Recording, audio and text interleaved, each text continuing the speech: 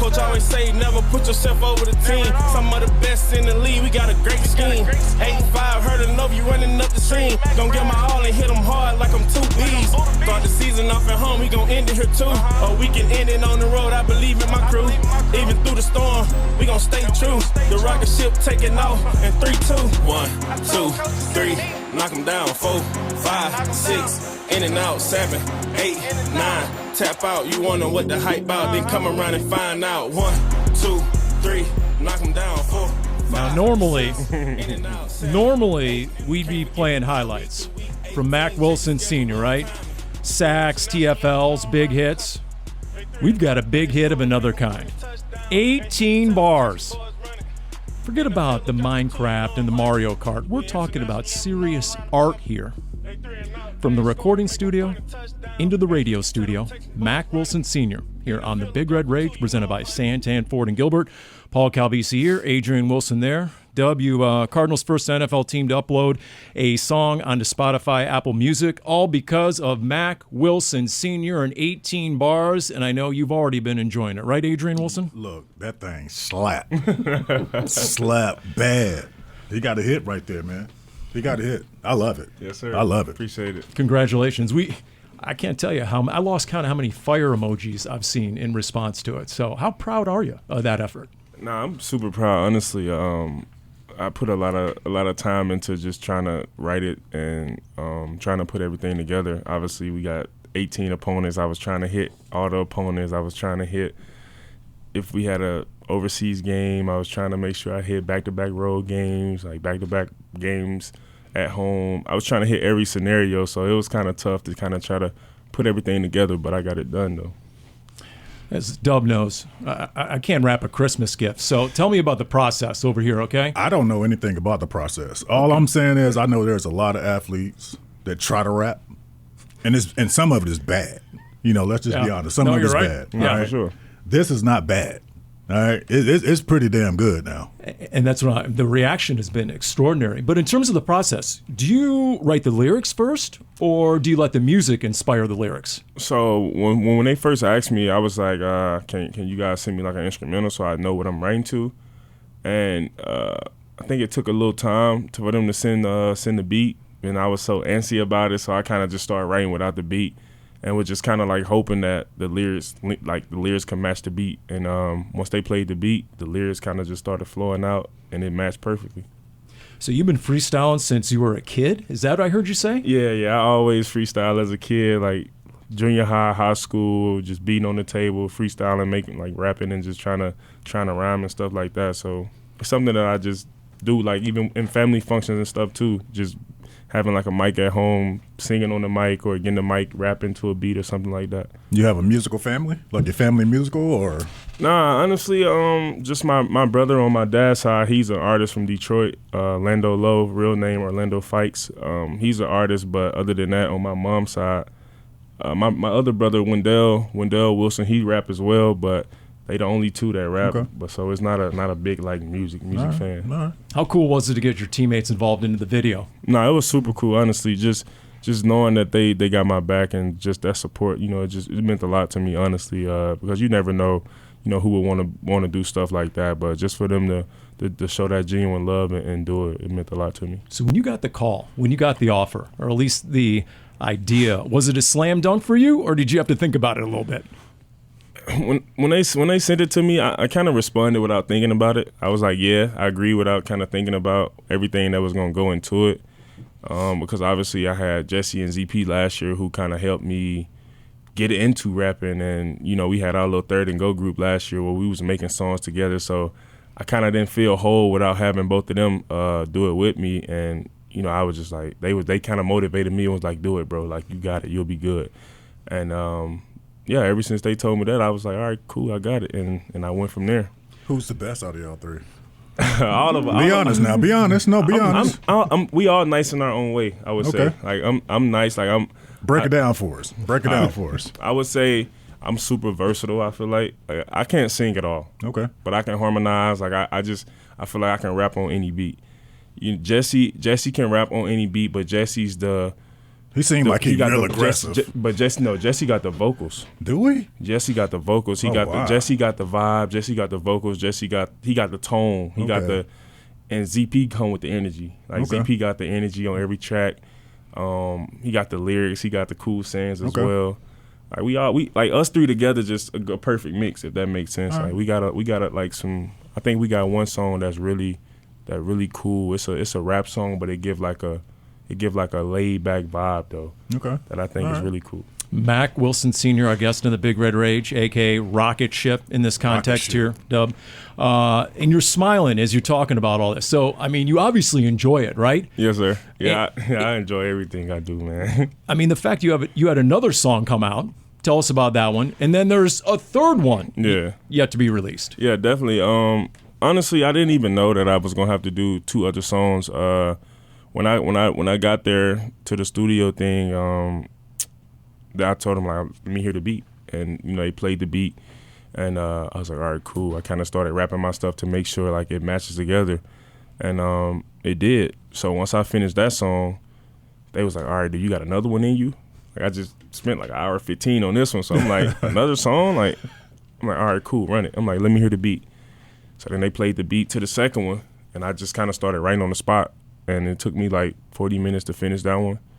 So I kind of finished 2 songs the first day, which was 18 bars, 1 of 1. And then the next day I came back after we finished up for the day and recorded A to Z, which was from scratch as well. I didn't hear the beat. I recorded that one in the studio. Wow. That's pretty fascinating, because really when you think of this and you think of music, obviously he got put on the spot. You think of 4th and 1, 2 minutes left in the game and you got to get a stop. What's harder, sitting there in the studio, hearing the beat, or 4th and 1, 2 minutes left to go, and you got to make that play? Yeah, both. I mean, like you said, it's 2 different scenarios, but it's a good comparison, I feel like, because it's all pressure, and you obviously don't want to mess up. You obviously want to be as crisp as you can, and that's kind of how I play as a football player as well. Like I try to lock in. I focus on the task at hand, and I try to get stuff done. So when they challenge me, like any challenge, I'm nailing it. I feel like so. I took it more of as a challenge than it more of like pressure, if that makes sense. So 18 bars equals 18 weeks in a way, right? There's the theme right there. What do you look at first when a schedule comes out? I'm guessing at Houston stood out for you personally, right? Yeah, definitely. Obviously, because that's where I bought my mom a house at, and that's where I'm home base at as well. So just being able to play in Houston, have my family pull up to that game, that's gonna be dope for me. And even just being able to have like a few games down south is pretty cool. To have my family, pull up comfortably to more games, because the last couple of years I've been on the East Coast, out in Cleveland and Patriots, and it was super cold, and they could never really make those long trips to the game. So. There's a line in your in 18 bars. If you're wondering what the hype is about, come around and find out. What can you tell us right now? What can you tell about this team right now, especially considering all the improvements Amani Osiford and JG made in the offseason? Yeah, I mean, honestly, can say I feel like this team is ready to go, like in a sense to where we can go, in a sense, like we working hard, like the energy is amazing, like the additions we've had, obviously everybody aware of that. We got some great guys on the defense, running it back with the same offense, so it's there. We just got to go out there and put it on tape. Everybody fired up. Honestly, man, we know what type of team we can be, based off just last year alone. We left a lot of players out there. We left a lot of games out there we should have finished, and felt like we should have won some of those games. So it's fire there for sure. Like everybody fired up, everybody ready to go, and just ready to prove people wrong. Like we not no pushover team, and we definitely not the same team from last year. So just excited to prove people that for real. Paul, that was pretty impressive on the verse. I mean, I was pretty impressed right there, buddy. You think I wasn't paying attention? Come on, I was. It was pretty impressive. It's pretty hard to miss at this point. Impressive. It's been a heck of a marketing effort, no doubt about that. Real. Yeah. Hey, Mac, let me ask you a question. So, obviously you guys had a bunch of defensive additions this year. What's your role in terms of leadership when you start talking about the new additions in terms of the inside backers? What's your leadership style? What are you going to tell them about routine? Just kind of get into the mind of Mack Wilson Sr., with some of the young guys coming in. Yeah, definitely. My words to them, honestly, is just be where your feet at. As a rookie, you obviously come in and you want to figure everything out right away. You want to know what's the schedule like during the season. You want to know what's training camp like and things like that. Like I told Cody, man, you just got to take it one day at a time and just learn as much as you can. From me, Buddha, and the rest of these great vets around. I'm a guy who I'm a man of many words. I'm not a rah-rah guy. I like to lead by my actions. And I'm just a guy who come to work with great energy, always smiling and just work hard. And guys gravitate towards that, and I speak when it's time to speak. And guys mess with that. That's kind of like how my leadership goes. And as far as recovery and stuff, I feel like everybody have their own routine on how they recover and what they need to recover. And like I said, like I told Cody, that's something that he would have to figure out along the way. Yes, I have tips for you and stuff like that, but you got to figure out what worked best for your body and what worked best for you. So I'm just being an ear, for whatever they may need, and I'm going into year 7, so obviously I've been around a good amount of football, and I've seen a lot of stuff, so whatever questions they may have, I just try my best to answer it honestly. Yeah. So when the Cardinals put all that money into the defensive front, right, when they invest all those draft picks into the defensive front, what does that do for an off-the-ball linebacker like Mack Wilson Sr.? I was a happy man, honestly. I was a happy man just to have some big guys in front of me and just to be able to get back to doing what I've been doing all my life, and that's run and hit the man with the football. I'm excited to